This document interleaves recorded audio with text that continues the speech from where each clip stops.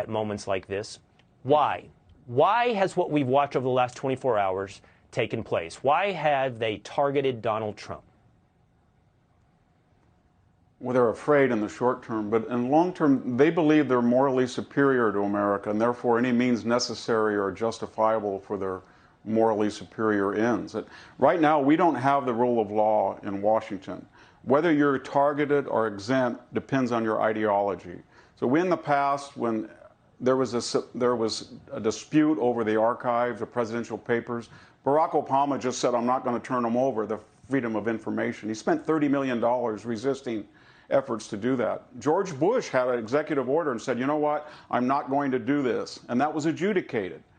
And now we go after a president and go to his house with 30 agents. In the past, when a high official was called for a congressional subpoena, Eric Holder just said, I'm not going, and I'm not turning over any of this fast and furious. The idea that you would put him in shackles or you'd confront him with his family and grab his phone is just ridiculous. But this is what we're doing on ideological basis. And when you start to do that, you don't have a democracy anymore. And I don't think we do. The second thing is this January 6th committee, Will, is sort of like a French Robespierre committee on public safety. To be on that committee, you have to have one criteria, and you had to vote to impeach Donald Trump. If you're a Republican, there was one other qualification. You had to be politically inert with no future. And it was deductive. It started with the premise that we're going to destroy Donald Trump, and then we're going to bring in witnesses, and we're going to allow narratives to that end. There's going to be no cross-examination. There's going to be no disinterested counsel. We know that when Dick Cheney himself made a commercial, and he bragged about his daughter that she was the one power that could stop Donald Trump. But that's not what her job is on that committee. It's to be disinterested. It's to be inductive. It's to find out what happened on January 6th, not start with a boast that you're going to destroy Donald Trump and make the witnesses and the testimony fit that. And finally, I never thought I would say this. The FBI is beyond redemption. It's all of its bureaus and its institutions have to be farmed out and broken up. If you have a warrant, an FBI warrant, there's no guarantee that that has not been altered. If you subpoena and you want FBI records on phones with a Mueller, they will be wiped clean. If you want disinterested legal counsel, look at Lisa Page and Peter Strzok. If you're the FBI and you want to find out why Hillary Clinton has hired a foreign national to find dirt on a political opponent, then you will hire that same foreign national.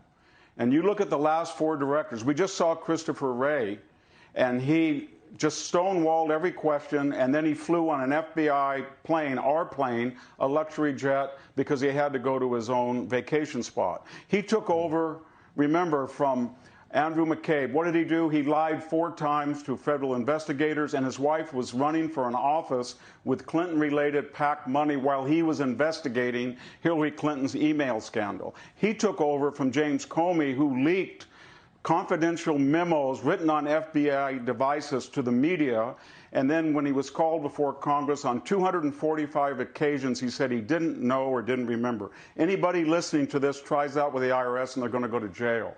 And he took over from Robert Mueller, whose entire special counsel case was based on 2 premises.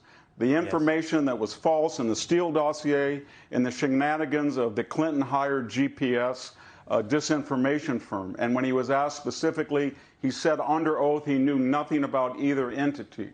And so this is very ironic because all of this is destroying this country. And it comes from the people who warned us democracy dies in darkness. And they have descended upon us the greatest cloud of autocracy and illiberality in the history of this republic.